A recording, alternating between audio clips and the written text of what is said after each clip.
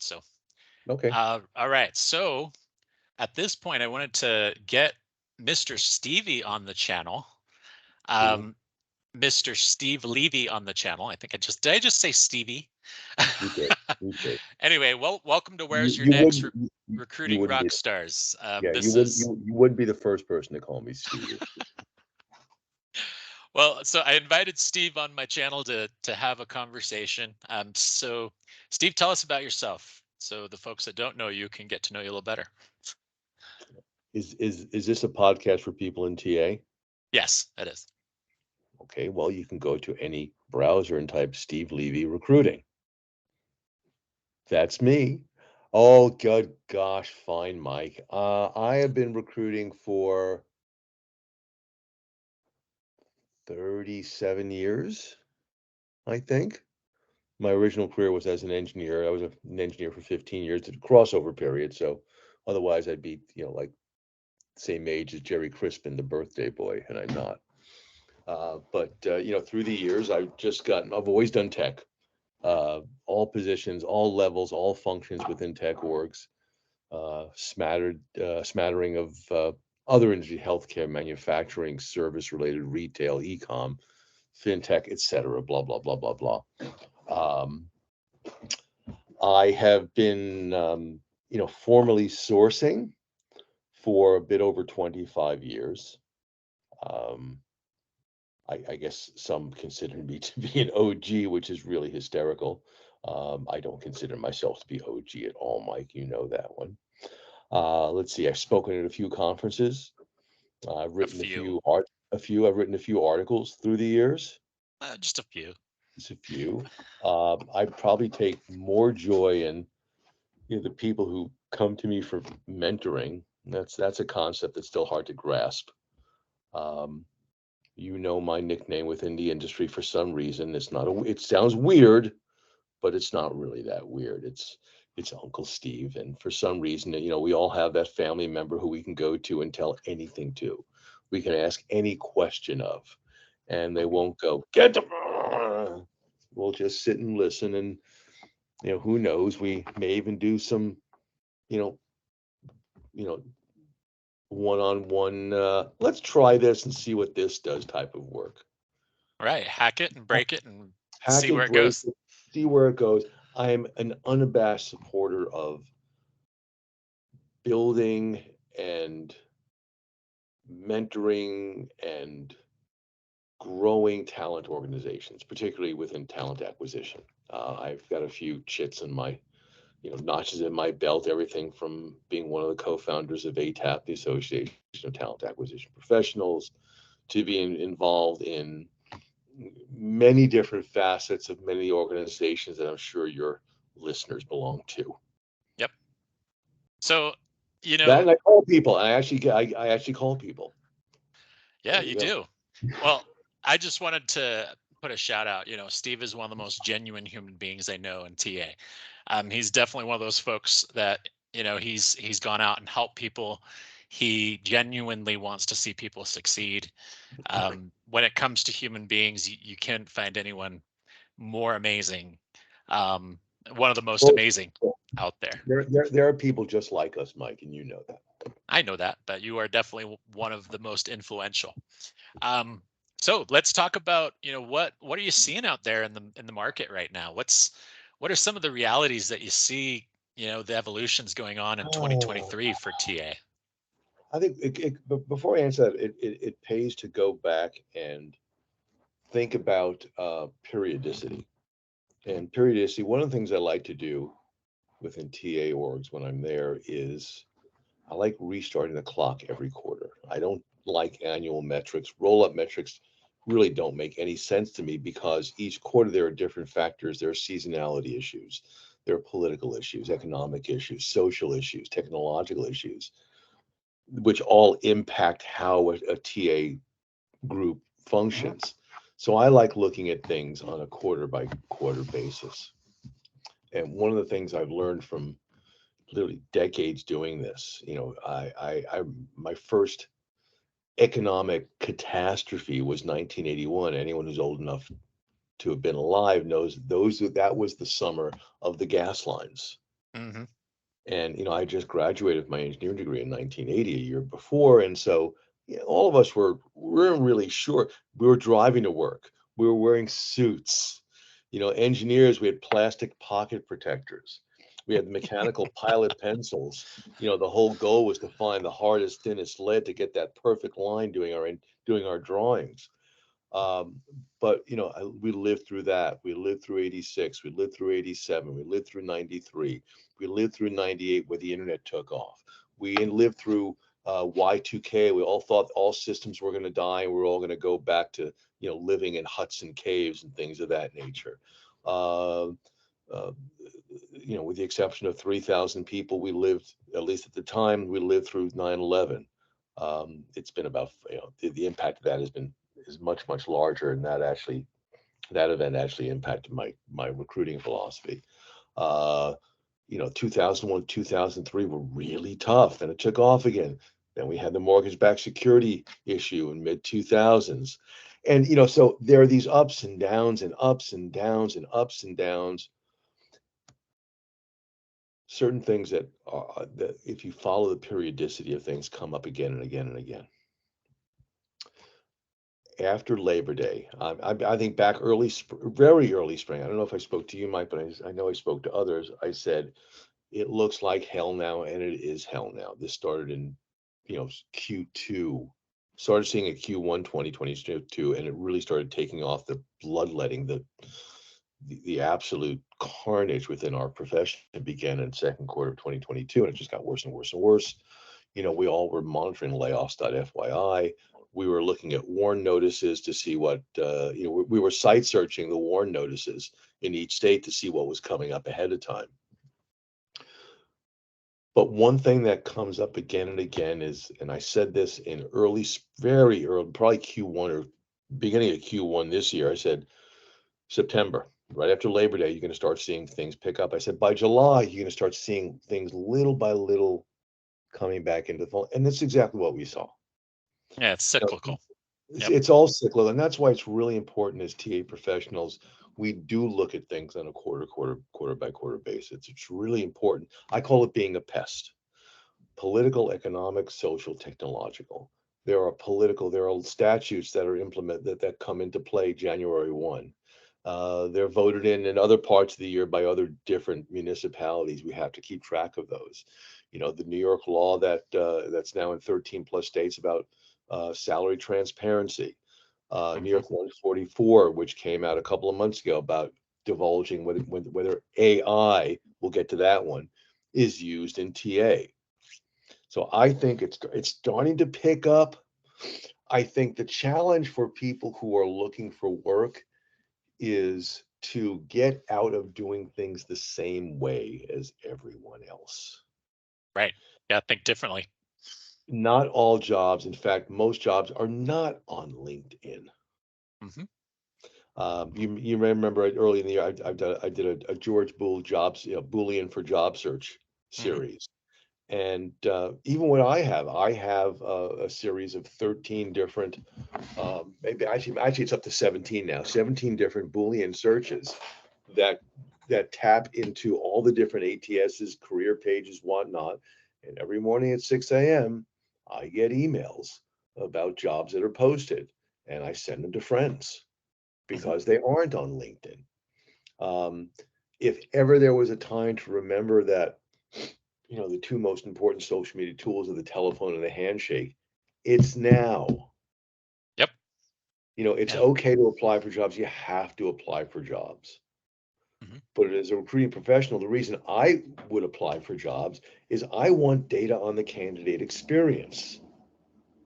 That may be something we'll get to in a little while, but candidate experience has taken a massive nosedive.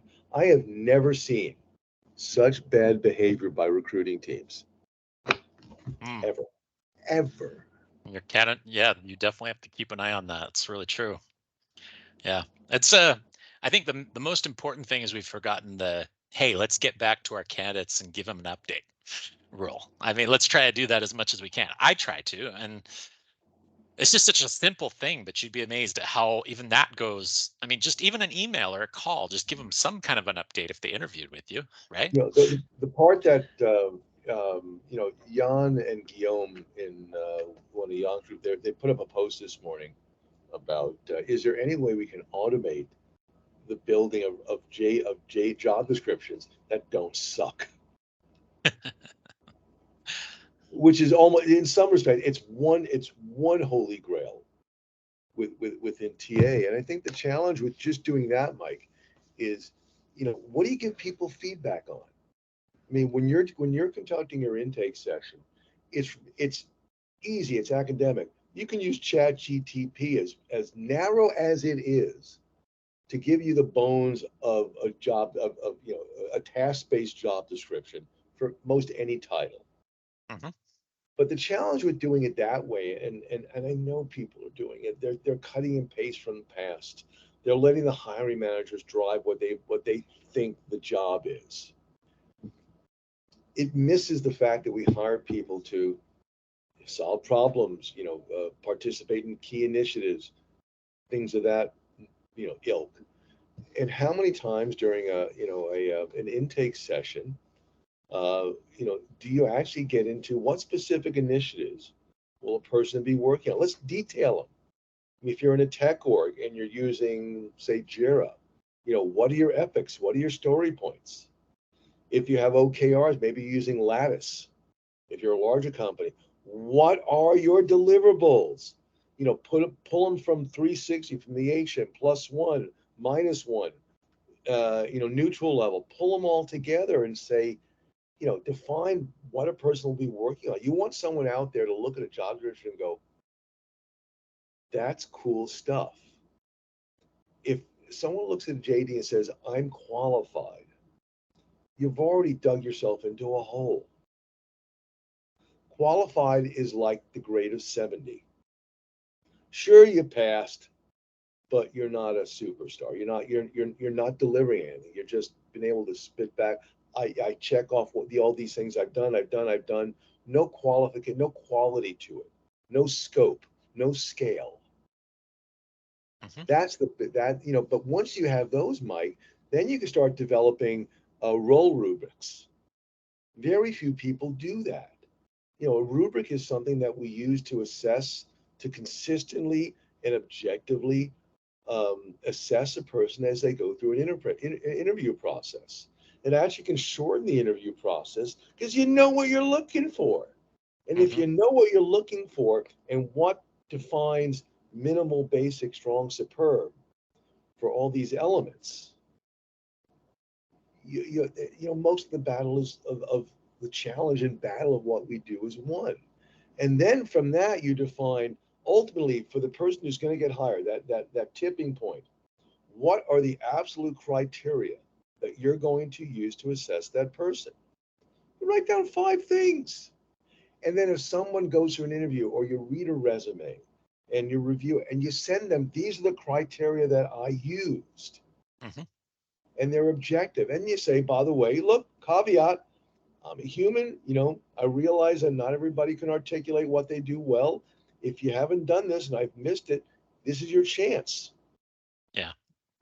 What's the, And then people go, wow, no one does that. And yeah, literally, Mike, no one does that yeah, except you'd me be and my amazed team. at, it's just so like workforce planning too. Like I'm thinking back to, recently this last go around where there's this big hiring spree that went on by, not only tech companies, but a lot of companies, right?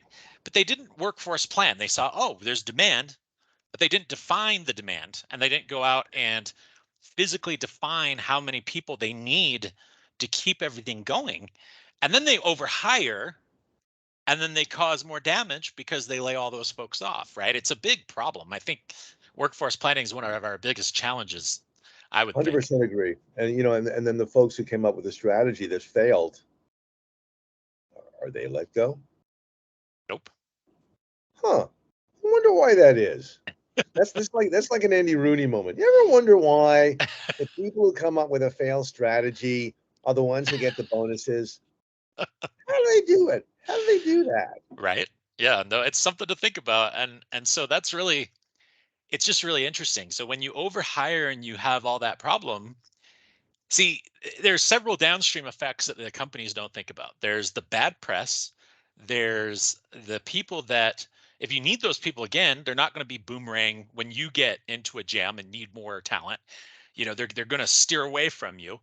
I think one of the most interesting indicators of a healthy talent environment is how many rehires do they get? Like the people have gone away and come back.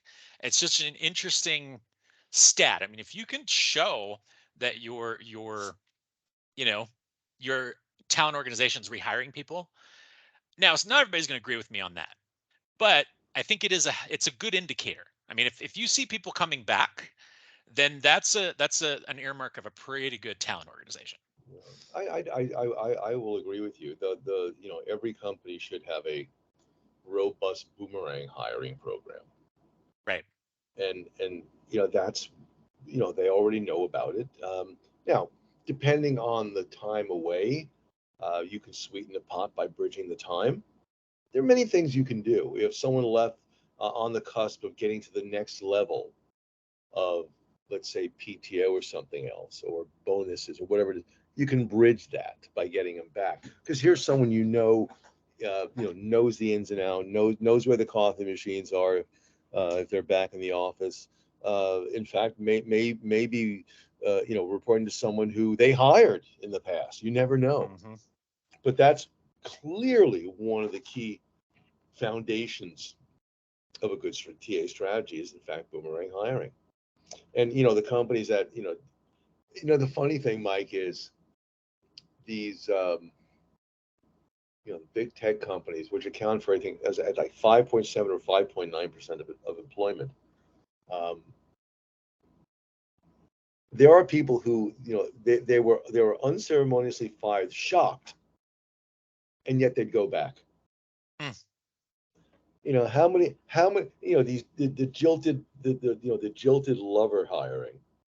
Sure, I'll come back. Beat me again. I'll take it much better this time. I don't get that. It's part of it. It's the devil you know versus the devil you don't. Yeah. What's the so let's talk about RecFest. What are you going to talk about at RecFest? You don't have to give it all away, but what's some of the, No, the no, things no, that no, you're no. One of the one benefit to having spoken a bit as I have is, after every talk I give, Mike, I go, damn, I should have done that. Damn, I should have done that. And were you at Austin in 2017? Austin? Yes, for SourceCon. Yes, Yeah. Mike, the keynote I did on the I courageous do. sorcerer? Yeah. That's one I need to do again sometime with some, well, updated Was with that some the one current. with the pictures of your friend from 9/11? Yeah, yeah, And yeah, I think I've never seen you more emotional. I think that yeah. That was the one that I, was I where you really got human. And I think there was, if folks don't know Steve Levy, there's one thing that Steve does really well, and he's very genuine and cares about people for all the right reasons. And that's why, you know, I think Fink said it best, Brian Fink.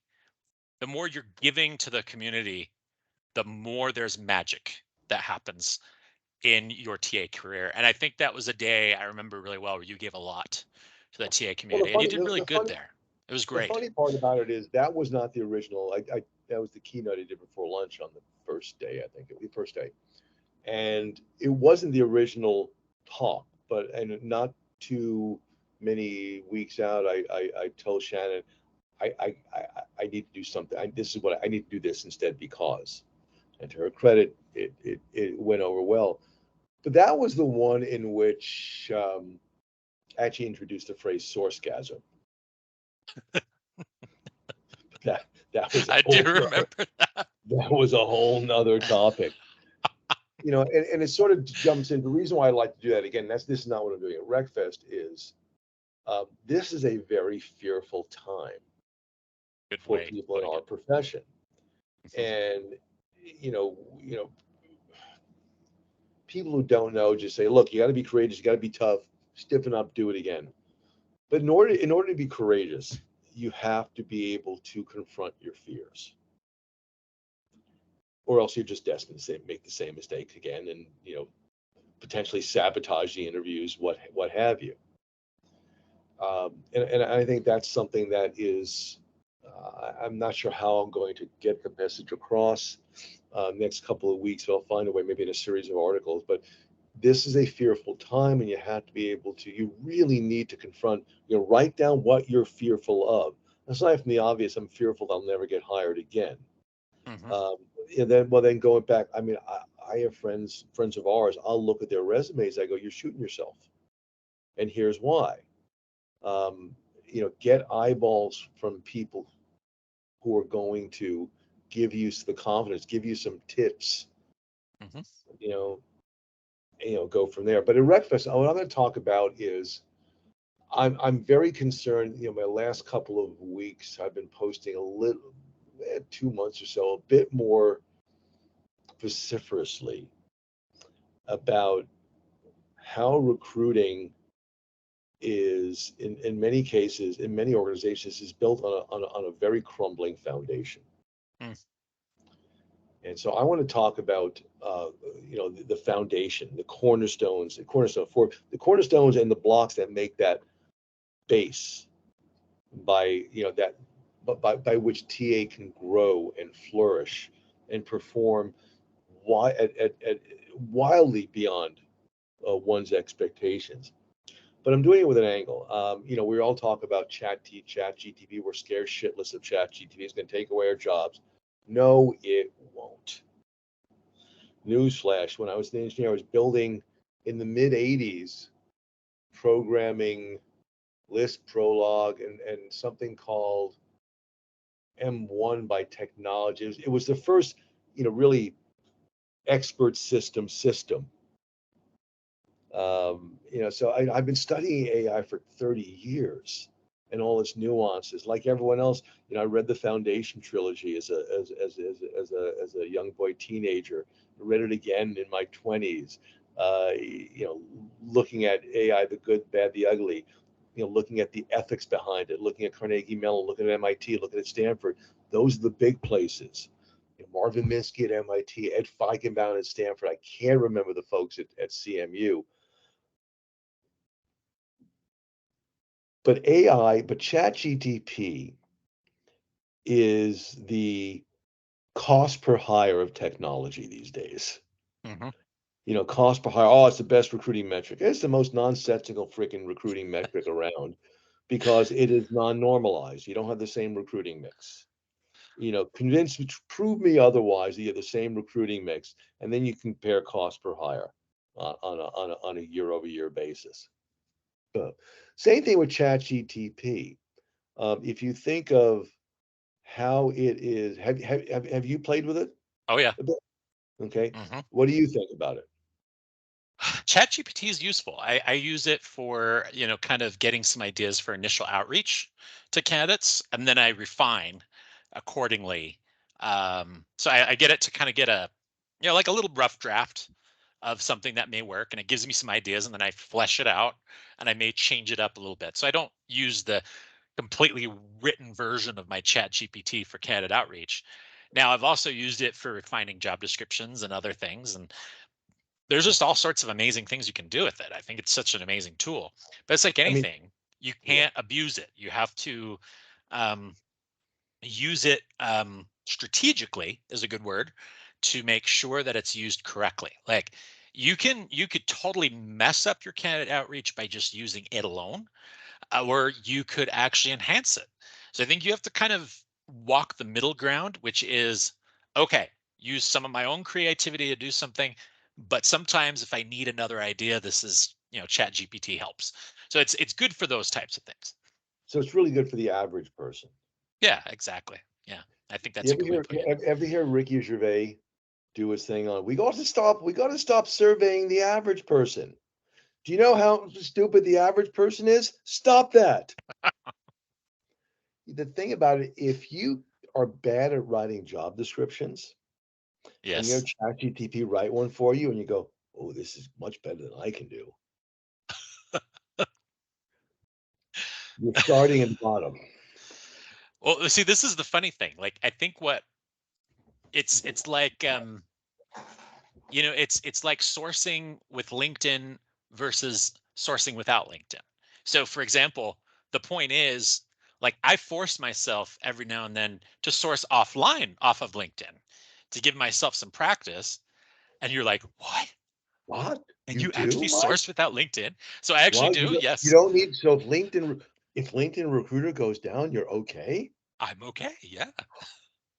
Oh my God, It's the that's the same idea pro. because basically what you're doing is you're making yourself strong by using you have the tool, but you don't want to get attached and um, dependent on the tool.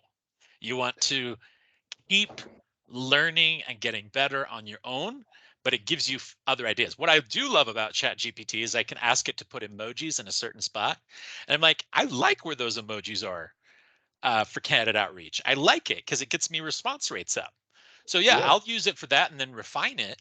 So, but that's how I use it. I use it creatively in that way. So But you've seen my talks on creative outreach and yeah, yeah, whatnot.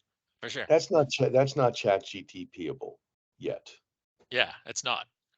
So that's why I go back to, if you're getting to the point, and this is where I'm asking, talent acquisition professionals to move further upstream, instead of going downstream. Oh, look, I'm not, I don't have to do this work here. I'm going to let chat GTP do it for me.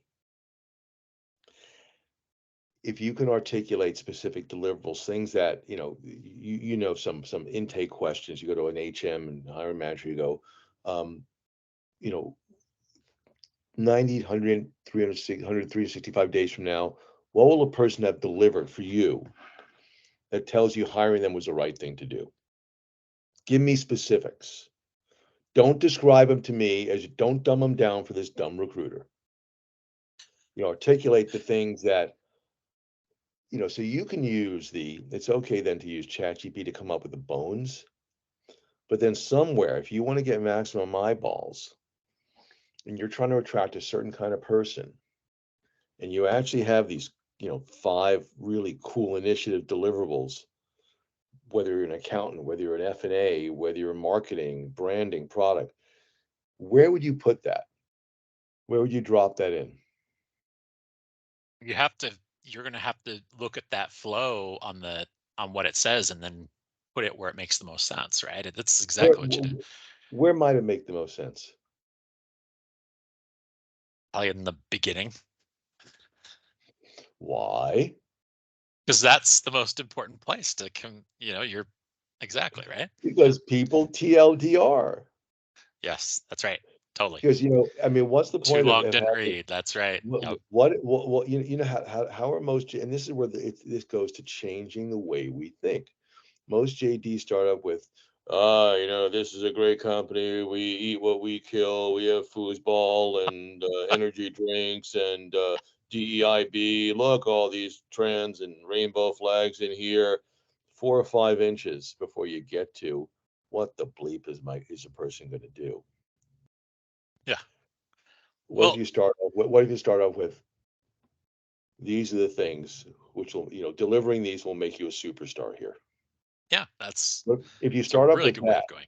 Yeah. it's just, but it requires 2 things. It requires being able to articulate real deliverables. If you're a larger company, it may be in Lattice HR or a similar type system. You may have your OKRs, your KPIs listed, on some internal appraisal form for each person. Pull them out, discuss them. Challenge the other, challenge the hiring manager. Is this enough? Is this really what you're doing right now? Well, can I talk about one issue that really drives me crazy? So, Sure. and I think my good friend um, Amy Miller picked this apart in one of her posts. L- You know, one of the Amy big doesn't do that. Amy is a sweetheart. She's a gentle soul. She she doesn't is, take but she doesn't take anyone to task. She loves all people. she does. But I'm gonna she does. But there's snark. Anyway, No, from the one thing, Amy? okay, so here's what really drove me crazy. There's all these, and I totally agree with her. So if you go online, there's all these professional coaches, career coaches, and they're talking about how the ATS ranks them using you have to get past the ATS in order to, you know, really stand out. And if you don't put the right words in there, it's going to filter you out. And so what they're basically doing to get views and people to look at their content is they're lying, They do? because so and they're putting out infactual, non-factual information that's not necessarily true, because not all ATS work that way. uh, Most don't. Applicant tracking systems. So it really drives me crazy. But she called him out and she said, look, let's talk about this ranking by ATSs. How real is it? Is it factual? The answer to that is maybe 10 to 20% of the time that's factual, because there are some that do that, but it's not all the time. It's a human being that's actually looking at the now, hopefully they're a good human being that understands what they're looking for. That's a whole Well, nother that's argument. that. Well, that in and of itself is a really big issue here. And the two things, a couple of points on what Amy said.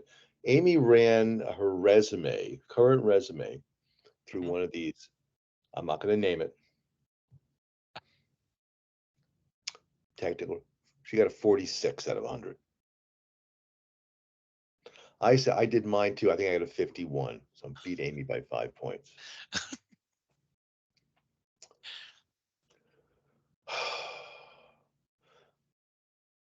The folks who code these algos,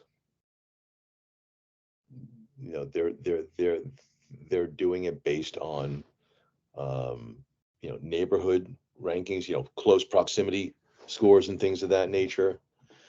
They don't work. They simply do not work right now. Why? Let's do a couple of reasons. Why do they work? Number one, no special order. People aren't good at writing resumes. Yep, exactly. Please. Guess what? The resume experts who help them write resumes often make it worse.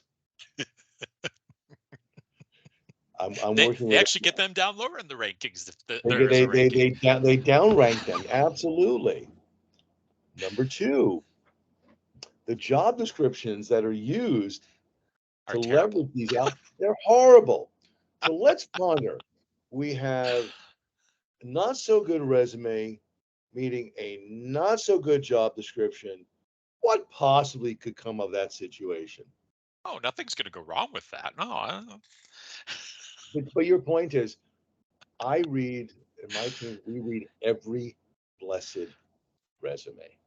me too. And Yep. what I have is, if it hits past 3 days, I send everybody an email through the automated through the ATS saying this is what it is. I've been 3 days. I have X number to review.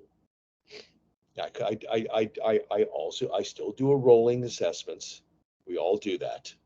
Mhm. You can't possibly review. I'm going to wait till I review all 6,000 applicants before I decide. No, we don't do that. But I at least you tell people what's going on.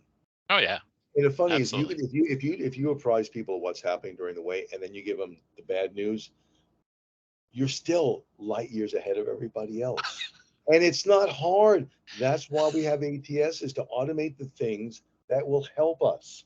Give us some breathing room. Look, it's been 3 days. I'm going to need at least one more week to go through this. Yeah, that And you totally is. say that and you put it Mhm. shit in your calendar. Make sure you're done. These are done by then. If not, send another email. Yeah. The fact that there's communication Yep. separates you from nearly everyone else. Yeah, about 90% to be exact.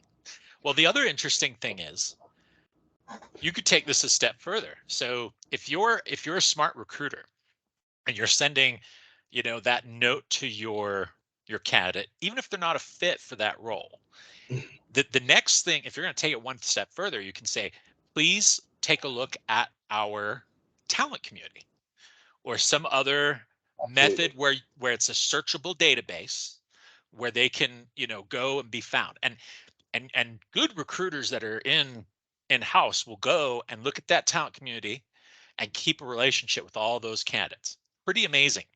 And that's such a forward Yeah. thinking thing. I think what we're really talking about is this. I did a SourceCon presentation on this topic, the Mhm. temporary mindset versus the long-term mindset, proactive versus reactive. Yeah. So, I mean, what's proactive? Sourcing and going, finding talent, and getting and doing reach outs, outbound reach out to get them involved into your steps.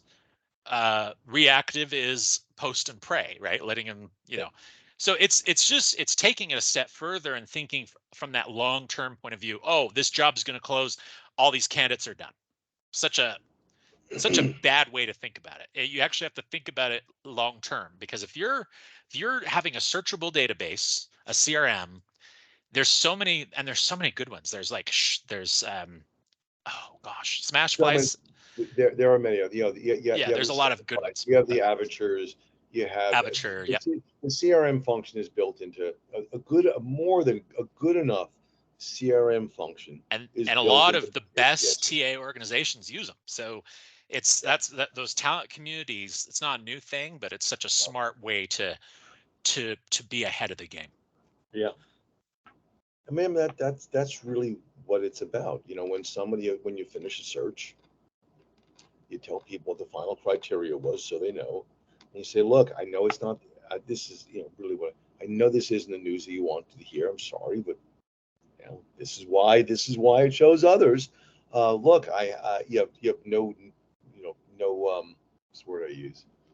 No obligation for you to do this, but you want to connect with me on LinkedIn, fine. If you see, and this is what I tell everyone, if you see another role posted inside that don't apply, email me instead ahead of time. Jump the line.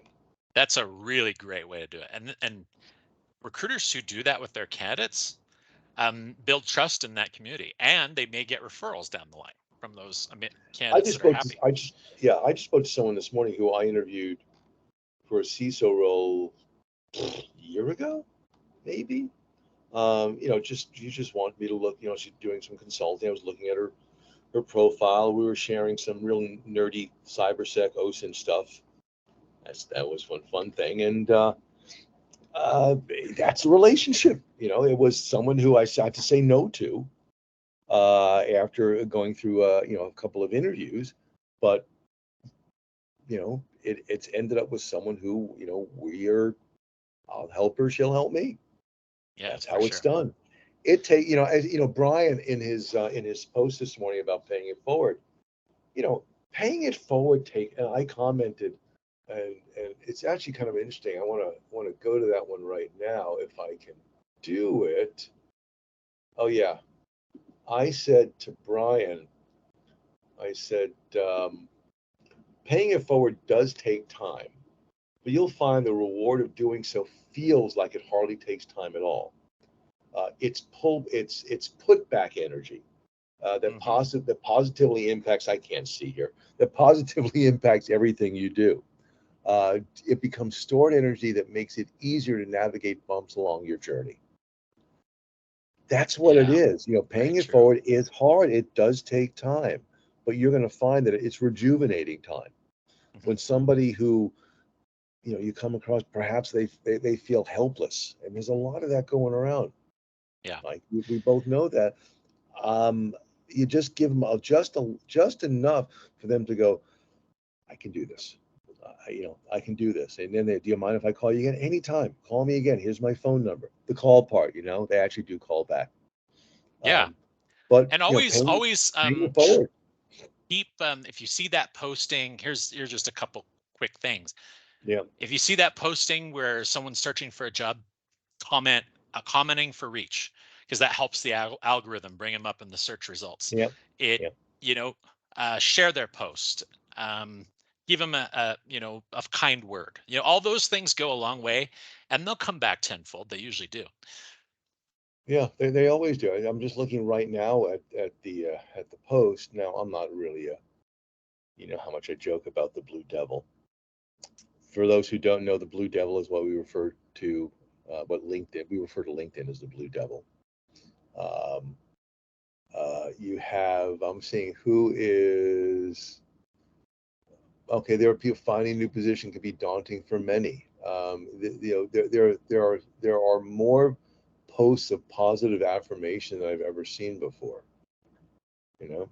And Yeah. so, jump on it, just be part of a community that helps others instead of, there's two things. I think John Vlastelica was one who might have coined this. It's really okay if he didn't. Um, John's my friend. Um, there's a difference between being a recruiter and being a talent advisor. A recruiter is simply you're an order taker.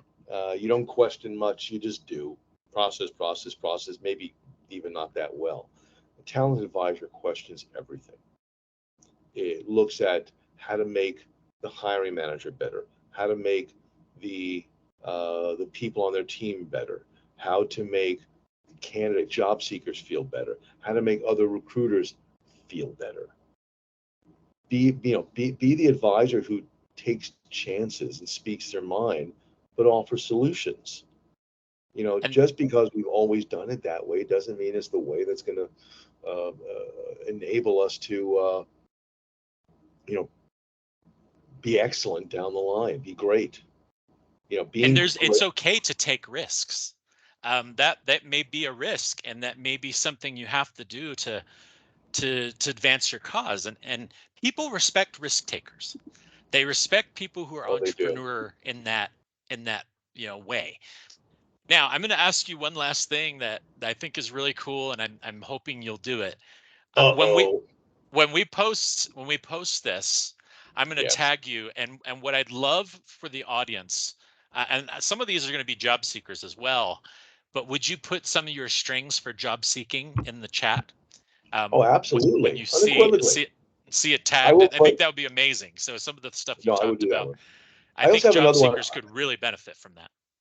I mean, that's what I have. I told you, I have an inordinate number of strings that I use. For example, let me look at one that came in today under updates.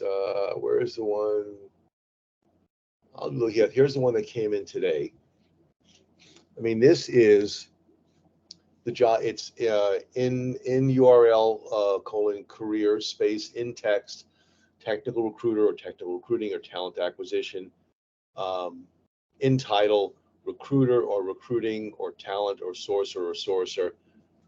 And I'm getting things from that I haven't seen in other places. Yeah, I'll absolutely pop these in so Yeah, folks that'd be can. great. And maybe for if some of the commentators are from, just regular job seekers, not TA, there might be some things they can benefit from that too. So I think it's a great Well, skill for regular job seekers to learn too. yeah, look, every you whatever ATS that you have implemented, Hmm. if you're a truly a greenhouse wonk, you're gonna site search site:/boards.greenhouse.io. Then you look for in text technical recruiter or technical recruiting or talent acquisition, whatever works for you. There's also the greenhouse ID. Sometimes if you're branded as your company, I think it's what GHID or something like that. I have to look it up again. All the different IDs for those. I will put them in there. We'll get them out. Actually, when is Awesome. it? When will this thing go up, Mike? Probably either today, late afternoon, or tomorrow. So, You'll message me. and I'll You'll I'll message me. tag you. You'll be tagged on it Okay, on good. LinkedIn. Okay. So, but this is great. Thank you so much. This is a great conversation and talking about the It's trends. Is there anything else you want to share today? it's the trend is adaptability doesn't mean you'll be working forever. You're going to have, this is one of these professions where there's going to be downtime. We are a function that is historically dependent on the economy. Hmm. And so I implore folks in TA to look at other areas in which you can lend value to the company in no special order. One of the things I've done in the past is I've done sales lead gen research for Hmm. sales org. I'm much better at getting information than they are. It's So finding, awesome. Yeah. like for example, doing conference searches for speakers and exhibitors and things. They don't know about these things. Show them that. Product development. One of the things I love doing is looking at a whole slew of companies that are competitors and looking to see what patents have been Mm, issued by them in certain spaces. And then you take the whole list, you go to head of product, you go, can we talk about how some of these might benefit to us? How can we adapt some of these things to our platform? mhm. And there are many more things to do. It's really good at cyber stalking. If somebody is bothering one of your kids, you can find out things about them too. That's OSINT is a wonderful thing. Well, you'd be amazed at what you can do. I mean, there's all sorts of things that all Oh, sorts of rabbit holes you could go down. But the big key, I think one big message I love that you've brought today is always be thinking 2 or 3 steps ahead about your career path and where it could go, and what are your outs, so to speak. So where are what path could you go down? Could you go down a sales path? Could you go down, I mean, your alternative skills, your cross functional skills, where do they add value, and figure out ways to keep progressing in that way. That's a great advice for I think anyone career wise. to leverage off of that, Mike. I think one of the things that's important for people to do is, especially if you're in job search mode right now, it's we throw a lot of stuff out there. I've applied for 1,000 jobs. I've applied for 300. I've applied. It's important to apply because look, as TA folks, that we're collecting data on candidate experience if we're ever, like what I did. If I would apply, I'm going to apply, but then I'm going to also going to I'm going to get the person's cell phone. I'm going to text them. I did that yesterday to somebody, and I said, "You want to talk about your candidate experience? It's pretty bad. You got to show some chutzpah, but it's important to do. That's what we're good at. But I think that the important thing to do, I might have told you this at one time, is go around your house, take a pad and a pencil or pen. Don't do it on your phone. You need to write it out. Go into every room, go into every nook and cranny, and make a list of all the things that you like spending your money on. Then find out who makes them. Yeah, it's a great idea. Those are your targets, because then you can do a post. And if people don't do enough of this, if they see a job, if they see an opportunity, or if they see a product that they like, they don't write about it. Yeah, talk about a great YouTube idea Talk too. about it. Go to Blue YouTube, Devil, you'd be tag amazed the name of what the you can do. company, find out the name of the person who's in charge of the function, tag them too. Yeah. Yeah. Put a couple of hashtags in there. Talk about your experience, getting stuff from chewy.com. Those, Christy, hi Christy. Or maybe you had a great time. Um, I'm trying to bring Amy Miller into it sometime. Launching satellites. Yeah. Or Yeah. maybe you got a new Apple MacBook Air and you're really happy with it because it's got a blazing M2 chip. Boom, Yeah. like I do. Yeah. Write about it, talk about it, and then say, "Boy, wouldn't it be great? I can see myself being an incredible advocate for this company." Yeah, for sure. People will notice. That's a great piece of advice to end on. But what a great conversation. I really enjoyed this today. So Steve, thanks for coming. Um, and good Anytime, talking Mike. with you. And yeah, it was really Likewise. good having you on. So that's today's Where's Your Next for the third episode. What a great time we had. And Steve, thank you so much. You're welcome.